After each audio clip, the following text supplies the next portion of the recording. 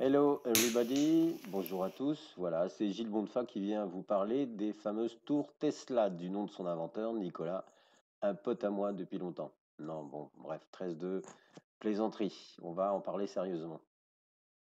Alors pour la petite histoire, mis à part quoi, la guerre des courants entre Westinghouse et puis Edison, la guerre du courant continu ou alternatif, heureusement que notre cher Nikola Tesla était là justement pour prouver que le courant alternatif était un enjeu majeur pour l'avenir. D'ailleurs, on l'adopte depuis plus de 100 ans, grâce à lui. Alors, qu'est-ce qu'une tour Tesla? Alors, une tour Tesla, telle que l'a appelée Nikola Tesla, lors de son invention en 1890 ou un tout petit peu plus tard, il en voulait quelque chose d'intéressant. Il voulait faire de la transmission sans fil d'énergie. Bref, un petit rappel historique. Donc, Monsieur Tesla avait l'idée de construire cette fameuse tour pour la transmission d'énergie sans fil. C'est-à-dire que par la voie des ondes électriques, la voie des ondes radio, il voulait que chaque récepteur domestique pouvait, sans fil, donc dans une prise de courant domestique, pouvait réceptionner par le biais d'une antenne son énergie électrique. Voyons comment il l'avait imaginé. En fait, Tesla à l'époque avait imaginé un principe assez évolué d'ailleurs pour son temps, car il passait par des courants haute fréquence. Et vous possédez tous ce type d'alimentation dans vos portables, dans vos ordinateurs et dans tout autre type d'appareil domestique à l'heure actuelle. C'est l'alimentation à découpage.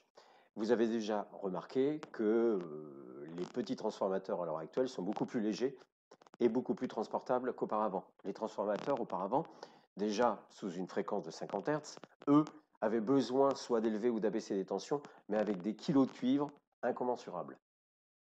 Le principe de la tour Tesla réside justement dans l'oscillation du courant.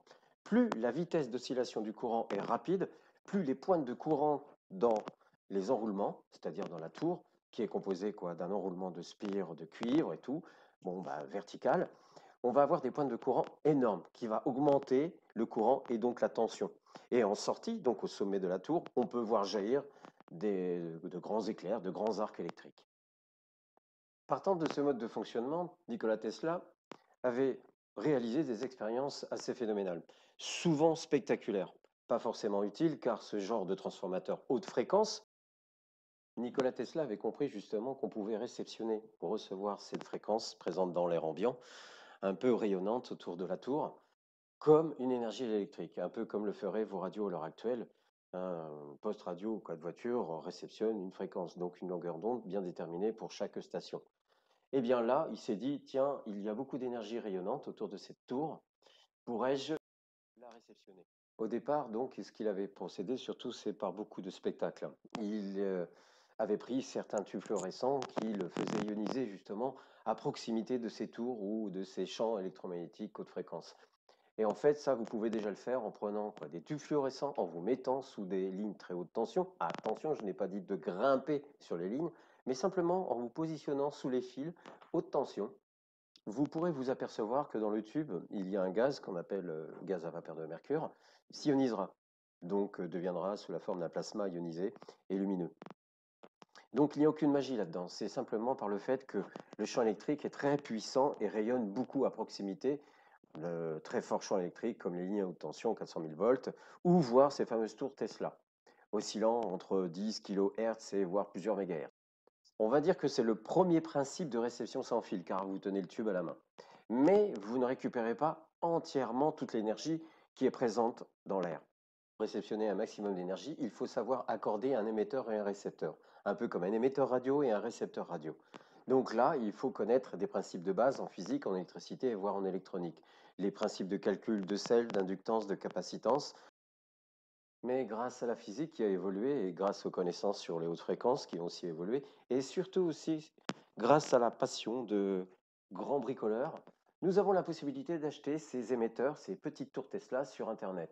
Et donc là, vous pouvez déjà posséder un petit émetteur et vous amuser à commencer à faire quelques expériences intéressantes que je vais vous présenter un petit peu juste pour m'amuser, bien sûr, car je n'ai pas dans l'idée de recevoir des kilowatts et de pouvoir alimenter tous mes instruments domestiques, un peu comme mon four électrique ou mes plaques à induction. Bref, on va passer aux expérimentations rigolotes.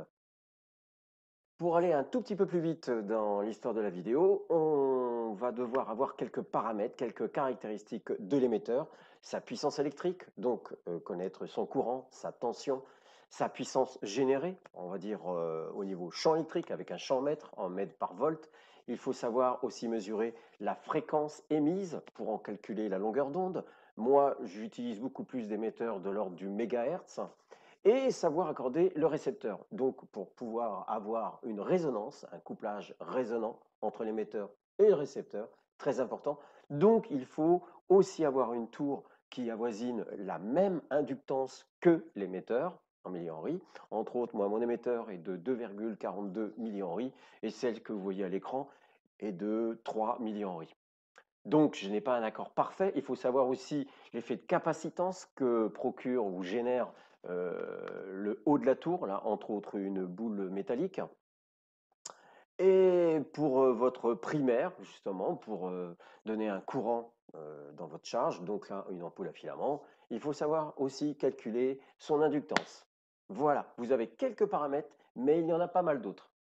Donc là, je vais vous présenter une suite de petits récepteurs qui sont en fait de simples selfs, mais accordés, toujours important, de façon à être en résonance, aussi bien au niveau de la self que de la fréquence. Donc, dans les prochaines vidéos, je vous montrerai aussi des petites choses super rigolotes qu'on peut générer justement l'électricité dans des moteurs électriques. Mais là, il y a un autre type d'accord, mais toujours selon le même principe. Donc c'est assez amusant et vous pouvez tous le reproduire assez facilement à l'heure actuelle. Bon, on va essayer de faire une vidéo en mode selfie. C'est pas évident. Donc, la source émettrice de ma tour, elle est ici, en 2,5 MHz. Il y a une réceptrice ici, d'à peu près 5 watts. Petite ampoule à filament. Donc, l'émettrice, on la voit avec les LED bleus à sa base et tout, c'est rigolo, mais avec une antenne surtout, c'est très important. J'expliquerai plus tard. Ici, 24 LED. 24 LED, oui, voilà. Donc 24 LED allumés sur un récepteur aussi là. C'est très difficile de tout faire en même temps et en fait quand on regarde, il y a une réceptrice encore là-bas. C'est donc un spot LED de 1 watt. Voilà. Aussi avec une antenne.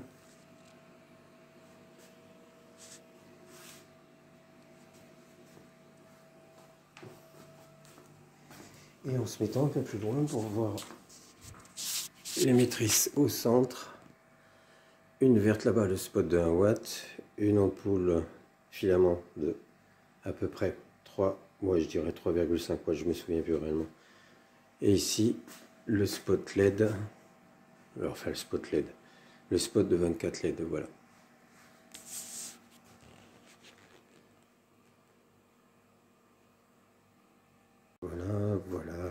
Voilà.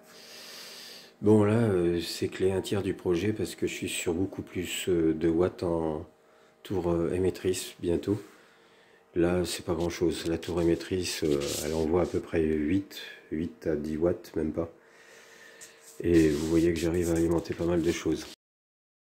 Bien les amis, j'espère que ça vous a plu. Une petite vidéo fun, tranquille, cool, qui vous démontre des choses qui sont connues déjà depuis pas mal de temps, mais très mal maîtrisées par pas mal de monde. Bon, je voulais pas non plus vous dire, vous déclarer que j'en étais meilleur dans le domaine, mais j'avance et je progresse dans les connaissances et c'est très intéressant. Les prochaines vidéos vont s'orienter sur des choses beaucoup plus concrètes et ludiques, toujours ludiques, car j'aime bien apprendre ou plutôt donner de mon savoir tout en s'amusant. D'accord? À de nouvelles aventures et on peut remercier Tesla encore, hein, n'est-ce pas? Eh oui, on le remerciera encore pas mal de temps. À bientôt les amis. See you soon. Thank you.